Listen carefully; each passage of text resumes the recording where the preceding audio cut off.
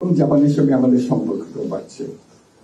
অনেক রকম উন্নয়ন প্রকল্প সেখানে নেওয়া হয়েছে, সেগুলোর পেছনে আমরা কাজ করছি। আজকে সারাদিন এবং কয়েকদিন যে দিন কাটালাম, তারা কি কি করতে পারে সেগুলো নিয়ে আমরা আলাপ আলোচনা করছি এবং তারা আগ্রহ সহকারে সেগুলো করতে যাচ্ছে। কাজেই আপনাদেরও তাদের ভূমিকা আছে, কারণ তাদের মনে একটা ভালো ধারণা সৃষ্টি হয়েছে বলেই বাংলাদেশের সঙ্গে কথা বলতে আগ্রহ প্রকাশ করে এবং তারা আমাদেরকে সাহায্য করার জন্য, অর্থনৈতিকভাবে সাহায্য করার জন্য এগিয়ে এসেছে। আমাদের বোরাক থেকে বহুদিন থেকে ছাত্র আসতো এখানে, তাদের বৃত্তি নিয়ে স্কলারশিপ নিয়ে আসতো। তাদের অনেকে এখানে পেশাজীবী হয়ে থেকে গেছে, তাদের সঙ্গে আমাদের পরিচয় আছে। আপনারাও আসা যাওয়া করেন, তারা আসা যাওয়া করেন, সেটা ভালো সম্পর্ক। এবার নতুন যেটা হলো এটা যে বললেন যে লোক নেওয়ার ব্যাপারে, এটা নতুন একটা দিগন্ত খুললে ইতিমধ্যে কিছু হয়েছে, ভবিষ্যতে আরো হবে। আজকে 2টো চুক্তি শুরু হয়েছে, 2টো চুক্তির অধীনে 1 লক্ষ লোক তারা নেবে। রাষ্ট্রদূত মহোদয় যেটা বললেন, এই 1 লক্ষ তো শেষ হবে না, সেটার প্রয়োজন অনেক বেশি, অনেক বেশি। আমরাও চেষ্টা করবো যাতে দিতে পারি, তবে আমাদের চেষ্টার ফল তো ভালো হবে না, আমরা দূরের থেকে চেষ্টা করি। আপনারা একবারে খাস জায়গাতে বসে আছেন, কাজে সেখান থেকে চেষ্টা করা যাতে করে লোক আসে, প্রচুর সংখ্যক লোক আসে এবং আসার পথে দুর্ভোগ না হয়। আমাদের কলঙ্কময় অধ্যায় হলো যে লোক ভাটাতে পারলে এর যে একটা কেলেঙ্কারি শুরু হয় ভাগ বাটোয়ারা নিয়ে, প্রতিটি দেশের সঙ্গে আমাদের একটু কিছু দেশে লোক ভাটা দিয়ে এই সমস্যার সম্মুখীন হচ্ছি আমরা, সেগুলো মোকাবেলা করা। জাপানের জন্য সেটা না হয়, জানি যে তারা খুব পরিচ্ছন্নভাবে কাজটা করতে চাচ্ছে। আমরাও চাই আমাদের লোকজন পরিচ্ছন্নভাবে এখানে আসতে পারে, কারো মাঝখানে কোনো কেউ মাঝখানে কোনো বকরা ইত্যাদি শিকার না হয়, বিড়ম্বনার শিকার না হয়। সেটা কিছু হলে আমাদেরকে জানাবে, আমরা সেটা সত্য চেষ্টা করবো করার। কিন্তু আমাদের চেষ্টা হচ্ছে, এটা আপনাদের চেষ্টাটাই বড় কথা, সেটাই আমাদের জানা। আজকে আমাদের আপনাদের কাছ থেকেই শোনার জন্য এসেছি, যে আসলাম কয়েকদিন থাকলাম এখানে, কোন আলাপ আলোচনা হলো না, দেখা সাক্ষাৎ হলো না, এটা কেমন কথা। সেই জন্যই 2টো কথা শোনার জন্য আপনাদের কি করা যায় সেটা বলার জন্য। আর কেউ বলবেন না কিছু, আপনাদের একটা শরীর খুব সংক্ষেপ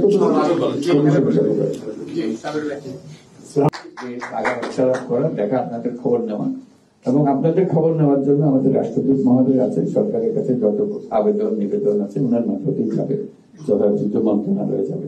তো আজকে যেহেতু সরাসরি আপনাদের সঙ্গে দেখা হচ্ছে, জেনে নেওয়া সমস্যাগুলো, আজকে আবার কিছু জেনে গেলাম, সেগুলো আমাকে সংগ্রহ করে সবাইকে আমাকে দিলে আমি মন্ত্রণালয়ের কাছে শুনবো যে কি ব্যাপার, ওনারা যেগুলো বলছেন সেগুলো কি হলো।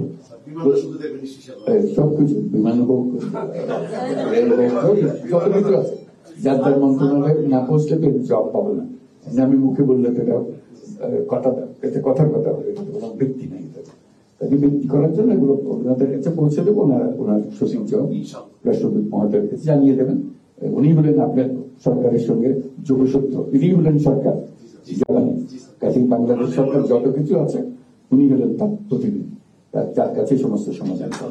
আমাদের যেটা আলাপ হলো সেটা হচ্ছে, যেহেতু এসেছি আপনাদের সঙ্গে দেখা করা এবং বলা যে আপনারা এখানে আছেন বলে জাপান সরকার আমাদের প্রতি এত সদয় এবং সহানুভূতি আমাদের কাছে দেখায়, যেহেতু আপনাদের সঙ্গে তাদের পরিচয় আছে, দেখা সাক্ষাৎ আছে।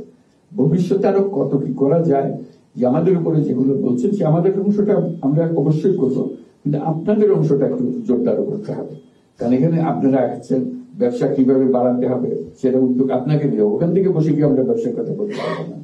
ওই যে ছাত্র বললো যে ওইখানে পরিস্থিতি ঠিক করে দিলে আমরা আসবো, তা আমরা তো ওটা পারবো না। সারা দেশ একজনকে নিয়ে যাওয়ার জন্য সারা দেশ পাতে ফেলতে পারবো না। দেশ যেভাবে আছে ওইভাবে যেতে হবে, ওখানে গিয়ে দেশ মেরামত করতে হবে। এখান থেকে দেশ মেরামত হবে না। কাজে ওইখান থেকে বললাম যে আপনারা ঠিক করে দেন, আমরা আসছি, ওটা ঠিক হবে না। বরং আমি দেশের নাগরিক হিসেবে আমার দায়িত্ব আছে। আমি এখান থেকে যেটা দেখছি, আমি দেখছি এটা ঠিক হচ্ছে না। কাজে নাগরিক হিসেবে আমি দায়িত্ব নিলাম যে আমি যাবো, আমার অংশ আমি পালন করবো। আমি চেষ্টা করবো আরো 10 জনকে আমার সঙ্গে করার জন্য, যাতে করে এটা সংশোধন হবে না কেন। এই সংশোধন করার ব্যাপারে এটা সারা দেশ লাগে না, একজন উঠে দাঁড়ালেই হয়, একজনের জন্যই এটা আমার মনে করার কিছু নাই যে আমাকে একা গিয়ে কি করবো। এই একার থেকে শুরু, একজন থেকে শুরু হয় সবকিছু। এই যে এত বড় বড় আন্দোলন হলো, এ পেছনে হয়তো একজন দুজনই ছিল শুরুতে, তারপর আস্তে আস্তে বাড়তে আজকে পুরো দেশে বাজে হয়েছে। এই যে ছাত্ররা প্রাণ দিল, তাদের মনে যে স্বপ্ন, সেটা কিভাবে আমরা বাস্তবায়ন করি, সেই বাস্তবায়নের অংশীদার হতে হবে আমাদেরকে। আমরা দূরে থেকে শুধু জানলাম, বুঝলাম, আমাদের ভূমিকা, আমরা এখানে আছি বলে ওইটার অংশ নই, এটা মনে করা ঠিক হবে না। আমরা বাংলাদেশে আপনাদেরও বন্ধু বান্ধব, আত্মীয় স্বজন সবাই আছে ওখানে, আপনারাও মাঝে মাঝে যাচ্ছেন, আপনাদের ব্যবসা বাণিজ্য আছে, সবটা মিলিয়ে একসঙ্গে আমাদেরকে কাজ করতে হবে। তো আপনাদের সুবিধা হলো জাপান সরকারের উপরে আপনাদের প্রভাব বিস্তার করা, কোথায় কি হচ্ছে, এই যে নতুন লোক দিচ্ছে, ভাষা শেখা ইত্যাদি ইত্যাদি, কিভাবে সহজে করা যায়, সঠিক পন্থা কোনটা, কারণ আমাদের যতটাই সুবিধা আসে এর মধ্যে ফেউ বের হয়ে যায়, উল্টো পথে নিয়ে যাওয়ার জন্য দিয়েছে।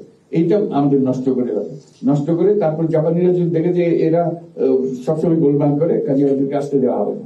এরকম হয়েছে অন্য দেশের সঙ্গে, আমি ব্যক্তিগত ভাবে জানি, তারা সমস্ত লোক নেওয়া বন্ধ করে দিয়েছে, বহুদিন ধরে তারা নিচ্ছে না।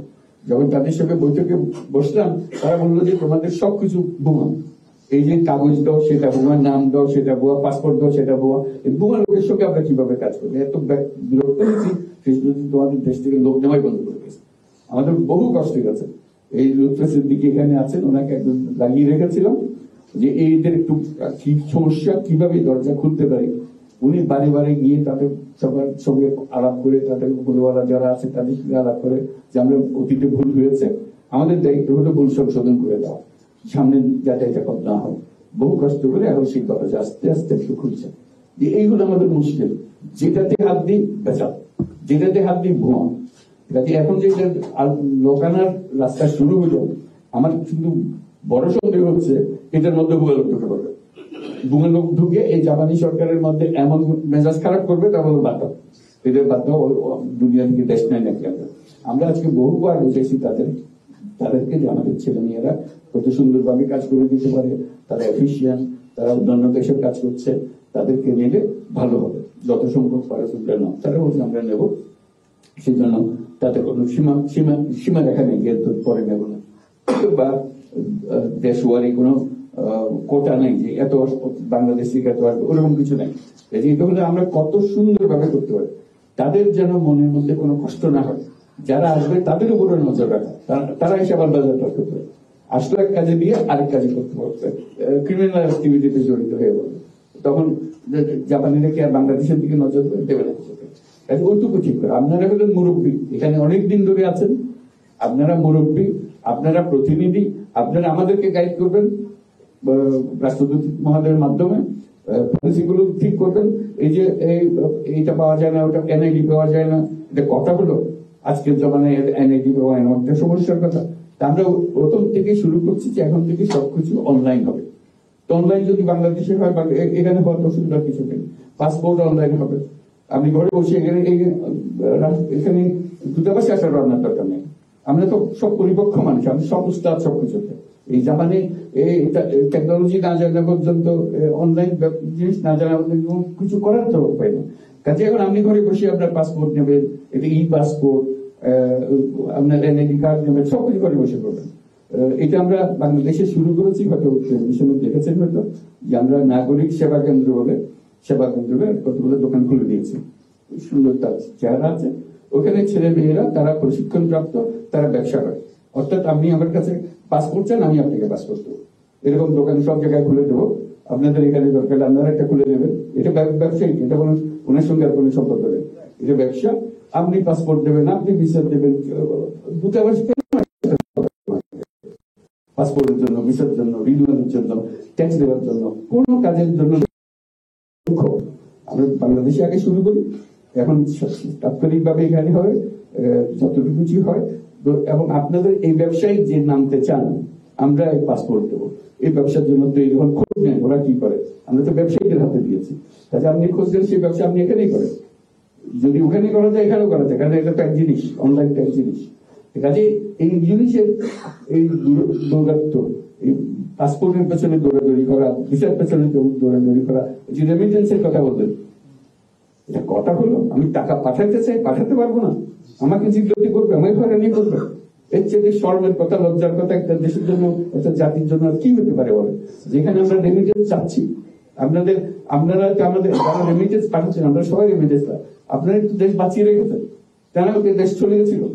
এই যে আজকে আমরা টাকা পয়সা পরিশোধ করছি, আজকে মিটিং করলাম যারা বাংলাদেশের সঙ্গে কাজ করে এখানকার কোম্পানি, খোঁচা দিয়ে কথা বললো যে আমাদের টাকা দিচ্ছেন না আপনারা, আমরা টাকা পরিশোধ করতেছেন না, আমরা পারতেছি না, পরিশোধ করতে পারতেছি না। তো বললাম যে ভাই একটু সবুর করো, আমরা সব টাকা জোগাড় করেছি, অনেকগুলোকে দিয়ে দিয়েছি, তো আমরা লাইন আপ করেছি, একজন একজন দিচ্ছ, তোমরা দেখতে থাকবে, কাজে তোমাদের 1 পয়সা আমরা মার যাবে না, এখানে প্রত্যেকটা 5 পয়সা তোমরা পাবে।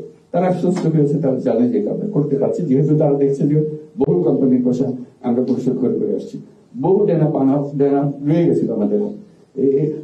কোষাগার খালি, যখন তারা চলে গেছে কোষাগার খালি, রেমিটেন্স না আসলে আমরা আসতে পারতাম না।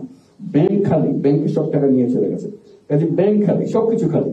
তো সেই দুর্যোগের অবস্থা থেকে আমরা আস্তে আস্তে আসছি। আপনাদের সমর্থন না পেলে, আপনাদের এই সাহায্য না পেলে বাংলাদেশ উঠে দাঁড়াবার কোনো সুযোগ ছিল না। এখন উঠে দাঁড়িয়েছে, আপনাদের এই সমর্থন আরো লাগবে, যাতে করে যত কিছুর কথাগুলো বললেন সেগুলো যেন সুন্দরভাবে আমরা করে ফেলতে পারি। আমাদের ইচ্ছার কোনো অভাব নেই, কিন্তু এতগুলো জিনিস একসঙ্গে আমাদের পাতে এসে গেছে যে কোনটার আগে কোনটা করবো, কোনটা ছেড়ে কোনটা করবো, এই নিয়ে সমস্যা আছে।